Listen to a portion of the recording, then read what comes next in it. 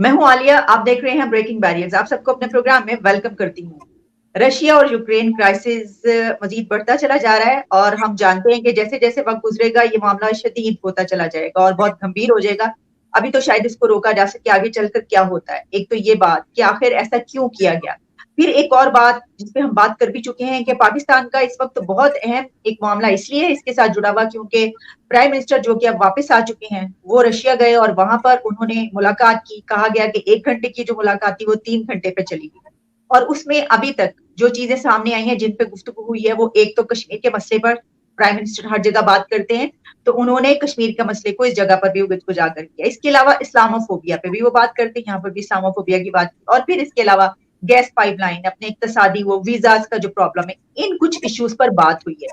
حالانکہ کہا یہ جا رہا تھا کہ شاید وہ کچھ بہت بڑا کرنے گئے. میرے ساتھ اس پر گفتگو کرنے کے لیے senior journalist and senior analyst barrister Hamid Bashani صاحب موجود ہیں. بیرسٹر صاحب، thank you so much for joining my شو.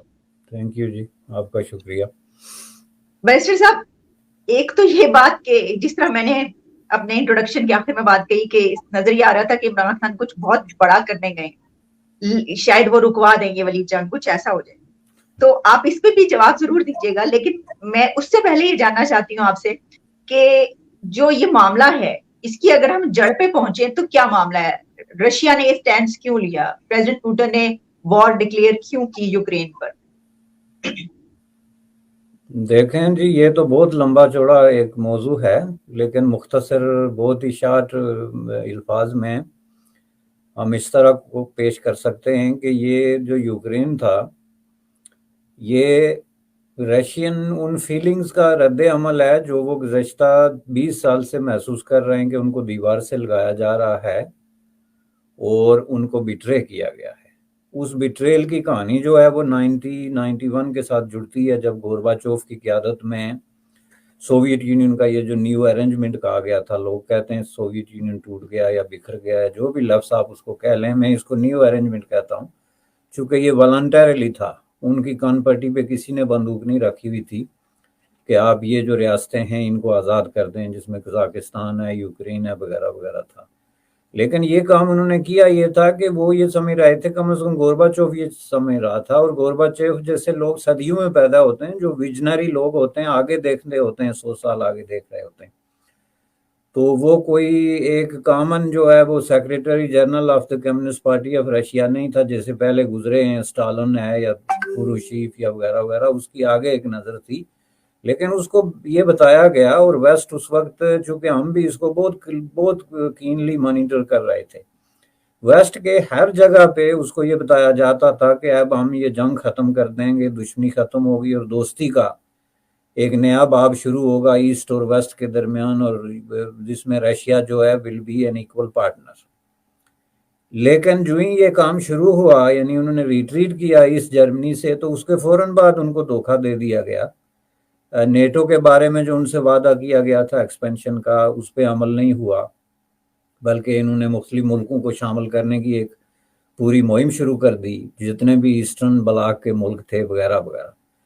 تو اس طرح رشیا کے اندر جو ہے بہت بڑی ہیومیلیشن تھی اور ایک بہت بڑی انسلٹ فیل کر رہا تھا عام Russian, which includes obviously Putin, کہ جی یہ ہمارے ساتھ بہت بڑا دھوکہ کیا ہے ویسٹ نے.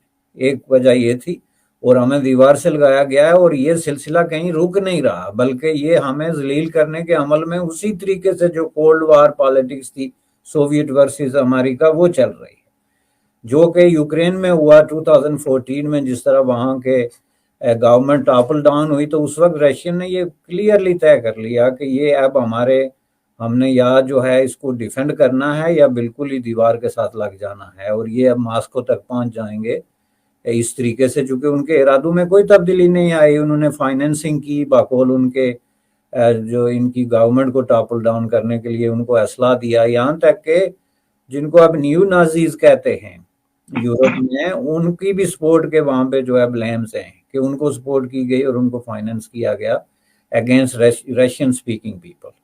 اب وہاں پہ مسئلہ کیا تھا کہ دیکھیں، یہ جب سوویت یونین ٹوٹا تو اس وقت انہوں نے جو ریاستیں ادھر ادھر کی، اس میں یوکرین اس لیے کمپلیکیٹڈ ہو گیا کہ یوکرین کی 20% پاپولیشن جو ہے وہ رشین سپیکنگ پیپل पे मुश्तमिल थी, जिनके रशिया के साथ बहुत गहरे एथनिक, रेशल और प्रैक्टिकली जो आम जिंदगी में रिश्ते थे।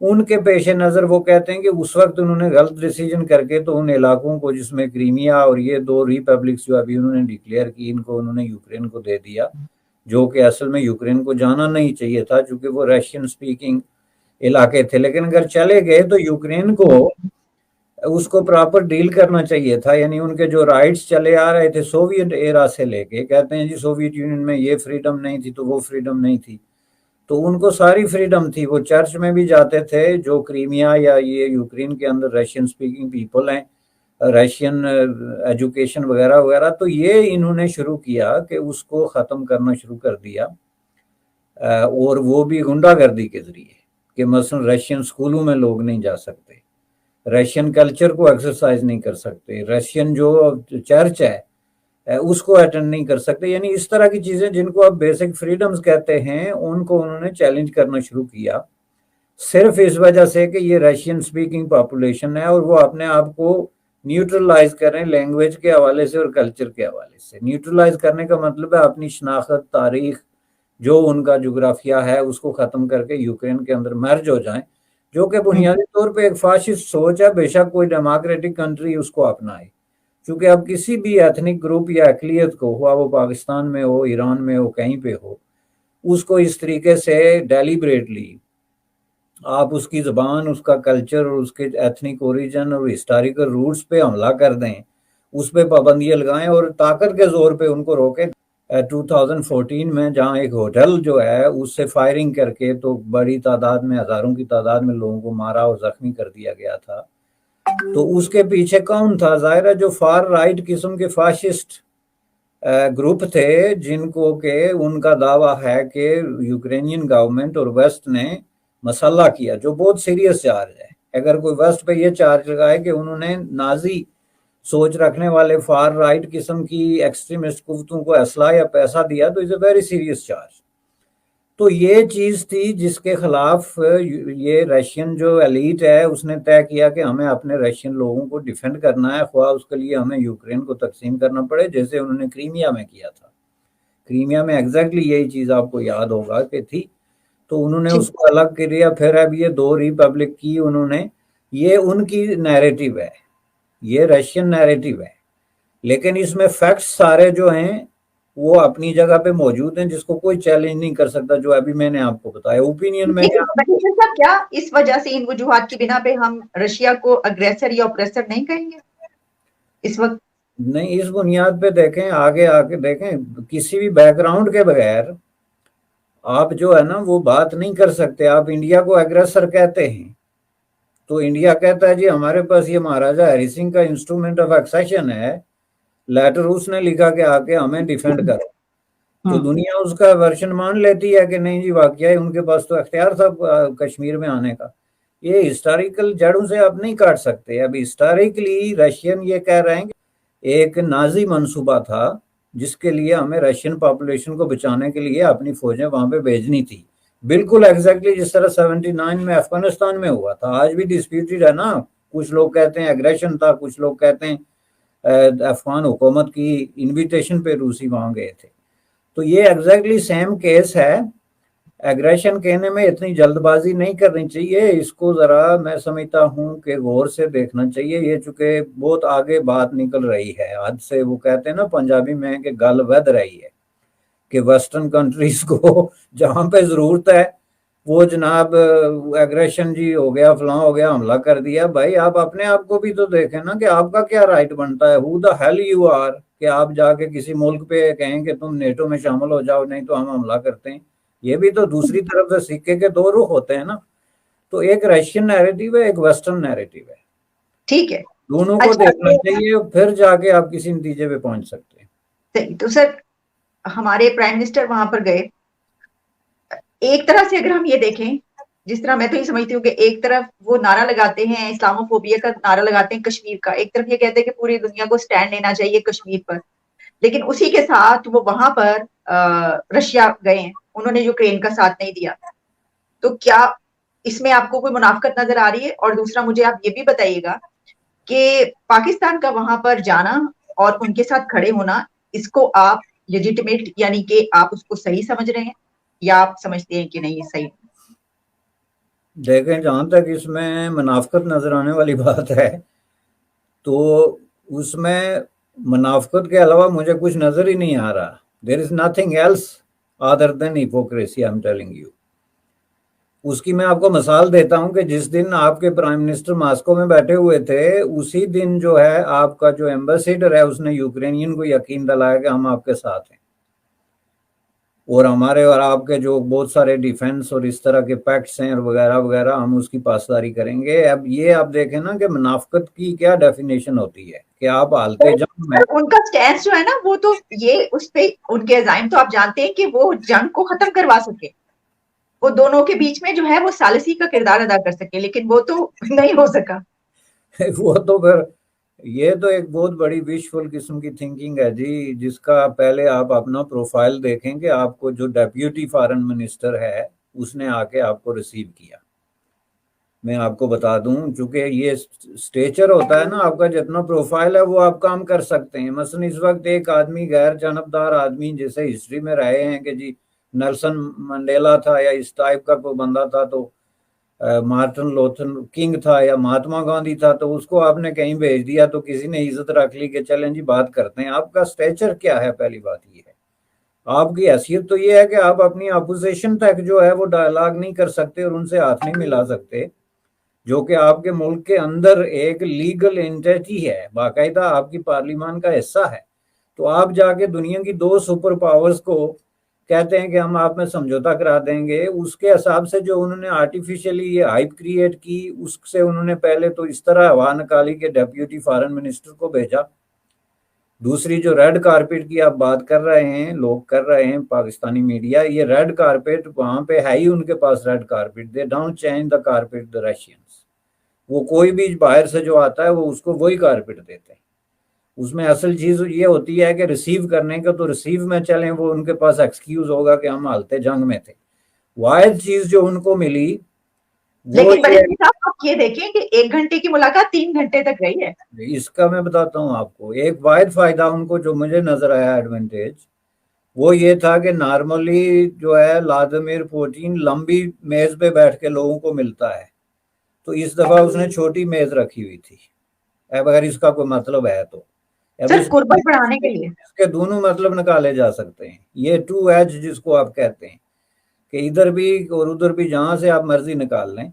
جہاں تک 3 گھنٹے کی بات ہے تو آپ کے پرائم منسٹر صاحب کو تو 1.5 گھنٹہ چاہیے اپنی کہانی سنانے کے لیے، جو انہوں نے ایسے شروع ہوگی کہ میں جب یورپ میں کرکٹ کھیل رہا تھا تو میں نے وہاں گرو اپ ہوا، تو میں تو یورپین کو بہت اچھے طریقے سے سمجھتا ہوں، وہ تو یہ کام کر ہی نہیں سکتے. اب 1.5 گھنٹہ تو ان کو اس کام کے لیے چاہیے جو پوٹین نے دیا ہوگا، تو اس کے بعد اصل بات کی طرف وہ آئے ہوں گے. اب یہ جو ہے جس طریقے سے ہمارے پرائم منسٹر صاحب بات کرتے ہیں نا، یہ بہت بڑی ٹائم ٹیکنگ بات ہے. انٹرنیشنل ڈپلومیسی میں قصے نہیں سنائے جاتے، اپنی کہانیاں نہیں بتائی جاتی، ٹو دا پوائنٹ بالکل مختصر سیکنڈز میں آپ نے اپنی بات کرنی ہوتی ہے، چونکہ آپ کو پتا ہے کہ آپ کے پاس لمیٹڈ ٹائم ہے. تو وہ انہوں نے ویسٹ کر دیا ہوگا کہانیوں کے چکر میں، جو کہ ظاہر ہے اب کس بات پہ 3 گھنٹے بات ہوگی. سیکنڈ چیز جو ہے چلیں آ جاتے ہیں، اور یہ تو ہے میں سمجھتا ہوں کہ ایکسیپٹڈ قسم کا ٹروتھ ہے، یہ کوئی میری رائے نہیں ہے کہ پرائم منسٹر صاحب کو اس معاملے میں سخت قسم کی کوچنگ کی ضرورت ہے کہ انٹرنیشنل ڈپلومیسی میں ٹائم کتنا امپارٹنٹ ہے اور کیا چیز ریلیونٹ ہے اور کیا چیز ارریلیونٹ ہے. You can not just show up and waste people time like this کہ اپنی سٹوریز میں جب کرکٹ کھیل رہا تھا جی، میں جب فلان تھا جی. اب کیا مطلب ہے ان چیزوں کا؟ یہ چلو سر جلسے انہوں نے تو پریزیڈنٹ پوٹن کو یہ کہا ہوگا کہ جتنا میں رشیا کو جانتا ہوں آپ کے رشیا کو آپ بھی اتنا نہیں جانتے ہوں گے. ہو سکتا ہے کہ انہوں نے یہ کہہ دیا کیونکہ وہ ہر چیز کے متعلق یہی بولتے ہیں، ہر ملک کے متعلق. یہ میرے کی بات آپ کی ہے. Sorry to interrupt you. سوال میرا یہ ہے کہ پاکستان کو اس وزٹ سے کیا فائدہ ہوا، کیا حاصل ہوا، یا کیا آپ سمجھتے ہیں کہ پی ایم عمران کو پرسنلی کوئی اس سے فائدہ ہوا ہے، یا ہو سکتے ہوں کہ وہ جو سچویشن ہے پاکستان میں اس وقت حکومت کی اور ان کی، تو وہ اس کو تھوڑا سا ذرا اپنا مورال جو ہے، کیا آپ دیکھتے ہیں کہ کیا فائدہ ہوا اس کا؟ دیکھیں جو عمران خان کا مقصد تھا نا اس وزٹ کا، وہ اصل میں لوگ اگنور کر رہے ہیں. اب عمران خان جو ہے he has loopholes and drawbacks but he is not a fool, I'm telling you, he is not a fool at all. تو ان کو پتا ہے کہ میں جا رہا ہوں ایک ایسے وقت میں جب اتنی بڑی طاقتوں کے ساتھ NATO is a big power. روس جو ہے وہ ایٹ وار ہے, eyeball to eyeball, they are standing with the guns and things like that. تو اس میں وہ ہمارے ساتھ کیا باتیں کریں گے؟ دو باتیں ہو سکتی ہیں نا. ایک تو یہ ہے کہ ہم جی وہ پائپ لائن لیں گے جو ان کا نمبر 1 ایجنڈا تھا, چونکہ پاکستان میں انرجی کرائسس. تو اس پہ خود پرائم منسٹر نے یہ وضاحت کر دی کہ ہم پہلے اس لیے نہیں لے سکے کہ روسی کمپنیوں پہ امریکیوں نے پابندی لگا دی تھی. اب وہ پابندی ڈبل اور ٹرپل ہے, اور وہ پابندی اس وار کے بعد اب جو وہ روس کو اگریسر قرار دے رہے ہیں تو پتہ نہیں کس حد تک آگے جائے گی. تو اس میں کوئی یہ ڈسکس ہی کرنا کہ ہم آپ کو پائپ لائن دیں گے یا آپ لیں گے اس ٹوٹلی ایک irrelevant قسم کی چیز ہو گئی جی, جہاں تک لینے دینے کا تعلق ہے. تجارت آپ کر نہیں سکتے, پائپ لائن آپ لے نہیں سکتے because of this situation which is getting worse. اب یہ نہیں کہ انہوں نے ایگریشن کے بعد یہ ملاقات کی, ایگریشن کا کہانی تو اس کے بعد سٹارٹ ہوئی, تو یہ بات ہی فضول ہو گئی. اب وہ گئے کیوں تھے؟ ان کو اس بات کا پتا تھا کہ دس از دا سچویشن. وہ گئے اس لیے کہ اس وقت ماسکو, روس, یوکرین یہ ایک سینٹر آف دی اٹینشن ہے, اور چونکہ وہ اٹینشن کے حوالے سے ان کا ایک بہت بڑا سائیکالوجیکل پرابلم ہے.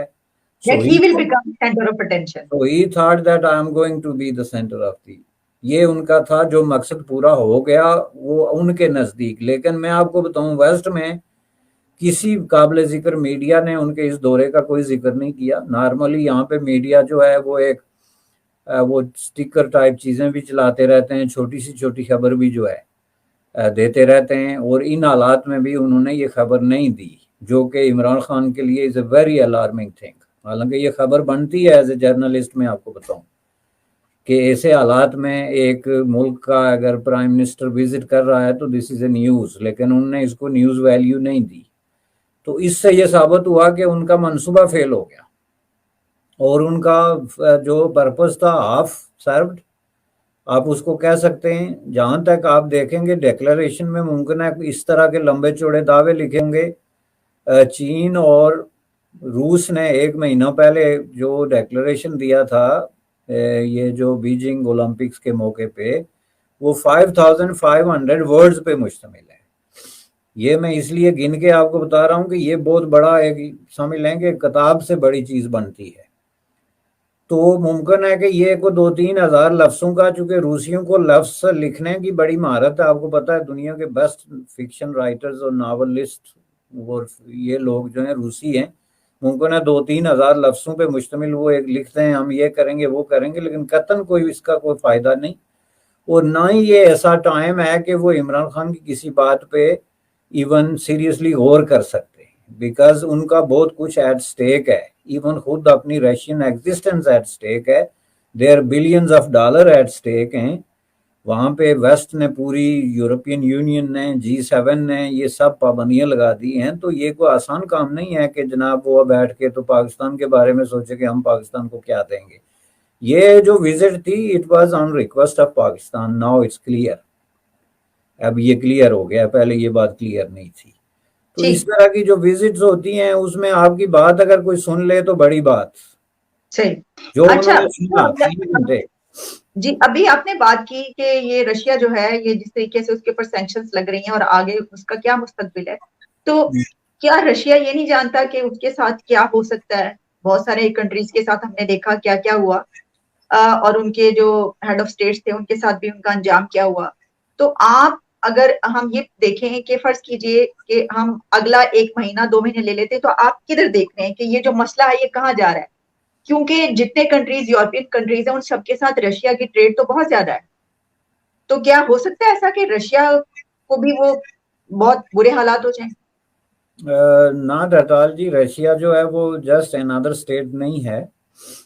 میں آپ کو بتاؤں کہ میں آپ کو اس کی مثال دیتا ہوں کہ آج میں دیکھ رہا تھا کچھ ڈاکومنٹس جس میں کہ یہ انہوں نے شو کیا ہے کہ نومبر میں رشین جو نیوکلیئر آبدوزیں ہیں جو سب میرینز ان کو انہوں نے ایکٹیویٹ کیا پیسیفک میں، اور ان میں سے ایک آبدوز جو ہے وہ یو ایس جو پورٹس سائلز ہیں ان کے نزدیک جو ہے وہ اپیئر ہوئی، جس میں کہ 16 بلاسٹک میزلز ہیں، اور ہر میزل جو ہے وہ 10 نیوکلیئر وار ہیڈز جو ہے وہ لے جانے کی صلاحیت رکھتا ہے، اور وہ جس علاقے میں گھوم رہی ہیں وہ کیوبا اور اس علاقے جو یو ایس جو ہے سمندر کی حدود کے بالکل قریب ہے۔ اب یہ بات میں آپ کو بتا رہا ہوں جنوری کی، یعنی نومبر میں انہوں نے اپنی آبدوزوں کو ایکٹیویٹ کیا، اور یہ آبدوز جو شو اپ ہوئی یہ جنوری میں شو اپ ہوئی، اور just under the eyes of the United States of America. اور اس کی امپارٹنٹ بات یہ ہے کہ یو ایس ملٹری اس کو جو ہے ڈیٹیکٹ نہیں کر سکی until they showed up themselves۔ تو اس پہ اتنا جو اس کی کیپیسٹی میں آپ کو بتاتا ہوں کہ پوری یونائٹڈ اسٹیٹ آف امریکہ کی 52 اسٹیٹس کو وہ ڈیمیج کر سکتی ہے نیوکلیئر ہتھیاروں کے ذریعے، صرف ایک آبدوز۔ اب روس is not just another country, is not Afghanistan اور عراق اور لیبیا اور سیریا اور سم تھنگ لائک دس۔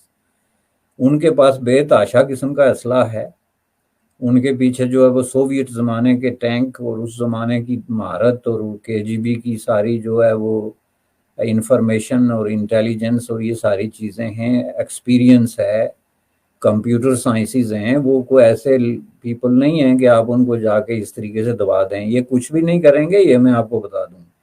یہ وار کا رسک نہیں لیں گے۔ لیکن تو کیا یوکرین ختم ہو جائے گا، اس کی تباہی ہوگی؟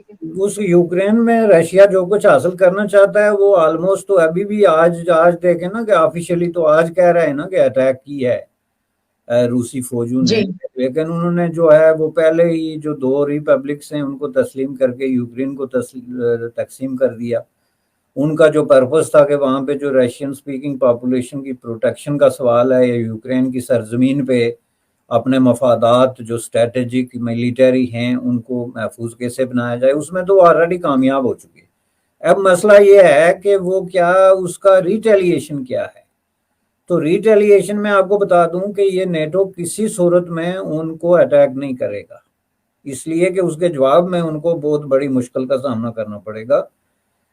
روس is not a super power, is not a Soviet union, لیکن وہ اس کے پاس آج بھی اتنا اسلحہ ہے، فوج ہے، نو ہاؤ ہے، اسکل ہے، کہ یہ ان کے لیے ایک بہت بڑا پرابلم بن سکتا ہے۔ اس لیے یہ ایک اس کو لو پروفائل قسم کی لو انٹینسٹی وار جس کو کہتے ہیں، اور زیادہ تر اگر پراکسی کہہ لیں اس شکل میں یہ اس کو لڑتے رہیں گے۔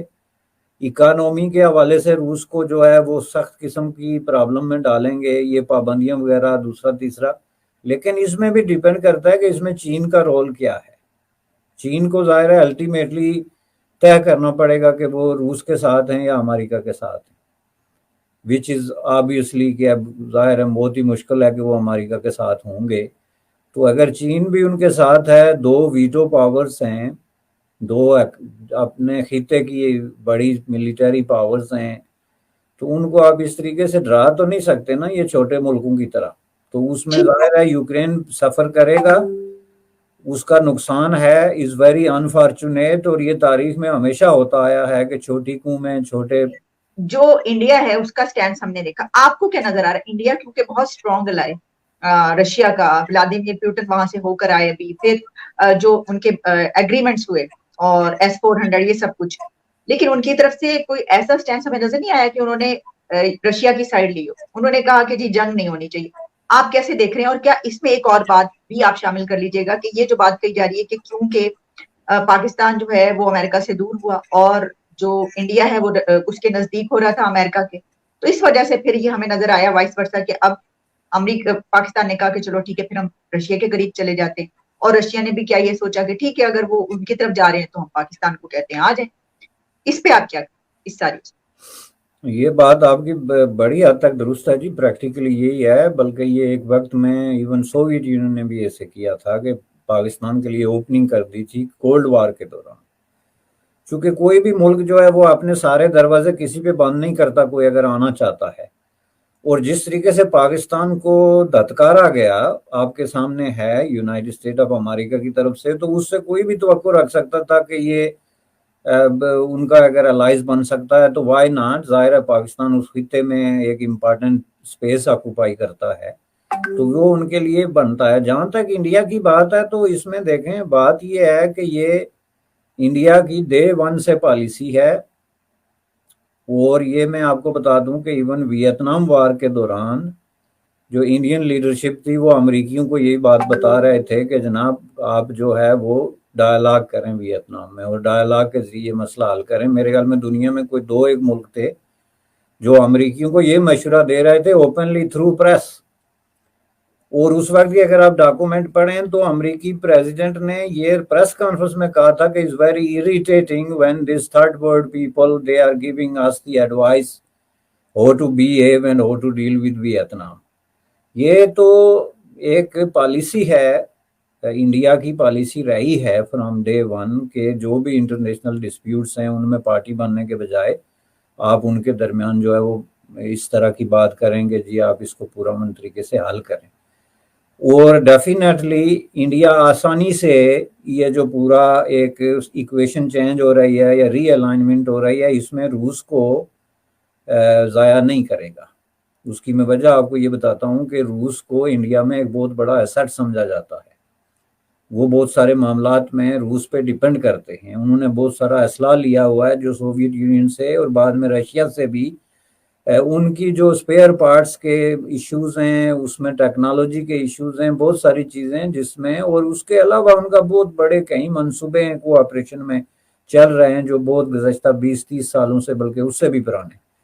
تو وہ یہ نہیں کریں گے کہ وہ یکدم امریکہ کے لیے جو ہے اس طرح کا ڈیسیجن کریں کہ وہ روس کو ضائع کر دیں. Just take an example of Pakistan. اگر پاکستان یہ سوچ سکتا ہے کہ وہ اس ری الائنمنٹ کی پالیٹکس میں غیر جانبدار رہے گا اور وہ کہہ رہا ہے کہ میں چین اور امریکہ کے درمیان غیر جانبدار رہوں گا حالانکہ چین کا آپ یہ سمجھ لیں کہ اس وقت پاکستان کی آکسیجن لائن ہے سی پیک کے حوالہ ہو یا نہ بھی ہو. وہ ایک ایسا ملک ہے جس پہ پاکستان مختلف حوالوں سے ٹوٹلی ڈیپینڈنٹ ہے. لیکن اس کے باوجود اگر عمران خان یہ ہمت کر سکتا ہے کہ وہ اوپنلی کہہ رہا ہے کہ میں جی غیر جانبدار رہوں گا یہ رہے گا یا نہیں رہے گا وہ تو ایک ٹیسٹ اور ٹرائل کا ایشو ہوتا ہے. تو آپ انڈیا کو کیا سمجھتے ہیں؟ انڈیا کے پیچھے تو ایک لمبی 30 سال کی تو غیر جانبدار تحریک کو لیڈ کرنے کی ہسٹری ہے.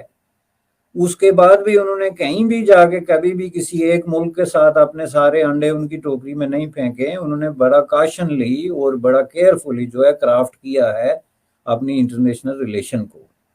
تو میں نہیں سمجھتا کہ یہ اس طریقے سے اس میں جو ہے وہ پھنسیں گے. جہاں تک ان کی الائنمنٹ ہے ادھر کوارڈ کے ساتھ یا یونائٹڈ اسٹیٹ آف امریکہ یا ساؤتھ انڈین سی میں اس پہ بات ہو سکتی ہے. ڈیفینیٹلی اس میں جو موجودہ گورنمنٹ ہے اس نے بہت زیادہ جھکاؤ کیا ہوا ہے جس میں بہت سارے انڈین اس پہ ضروری نہیں کہ ایگری کریں. There are millions who would disagree strongly about that. چونکہ انڈیا کی بنیاد جس پالیسی پہ جو اٹھان ہے وہ بڑی سوچی سمجھی اور اس کے پیچھے پنڈت جواہر لال نہرو اور اس طرح کے بڑے بڑے دماغ جو ہیں ان کی کئی سالوں کی محنت کا نتیجہ تھا. اس کو اتنی آسانی سے ری فوکس نہیں کیا جا سکتا. لیکن اس میں امپارٹنٹ بات جو ہے جو کہ آپ کا کہہ رہی ہیں آخری سوال ہے وہ کشمیر والی ہے جو کہ پرائم منسٹر نے باقول آپ کے اٹھایا ہے. ابھی یہ جی جو تفصیلات سامنے آ رہی ہیں اس میں انہوں نے کہا ہے کہ لگ ایسا رہا تھا کہ کشمیر کا مدعا نہیں اٹھے گا وہاں پر لیکن انہوں نے کشمیر کا اسلامو فوبیا کا وہ جو ان کے فیوریٹ مدعے ہیں وہ سب اٹھائے ہیں.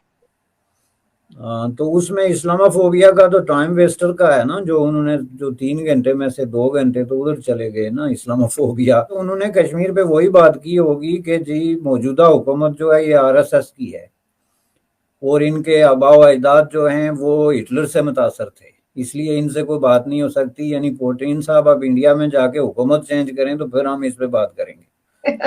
یہ ان کی ریکویسٹ جو ہے وہ ہوئی ہوگی جس پہ پوٹین بڑا حیران ہوا ہوگا کہ یہ رجیم چینج کی بات تو میرے خلاف بھی ہو رہی ہے کہ آج کی سب سے بڑی خواہش تو یہ ہے کہ روس سے کسی طرح پوٹین کو نکال دیا جائے. لیکن سر مزے کی بات یہ ہے کہ پوٹن کو یہ بھی پتا ہے کہ عمران خان کے بھی رجیم چینج کی بات ہو رہی ہے اسی وقت. ادھر یہ بھی ہو رہی ہے بلکہ یہ ایسا نہ ہو کہ سچ ثابت ہو جائے کیونکہ پہلی دفعہ اپوزیشن جو ہے اس کے کوئی ریڑھ کی ہڈی ہمیں نظر آ رہی ہے تو ایسا نہ ہو یہ بھی سچ ثابت ہو جائے اور it's not something totally impossible.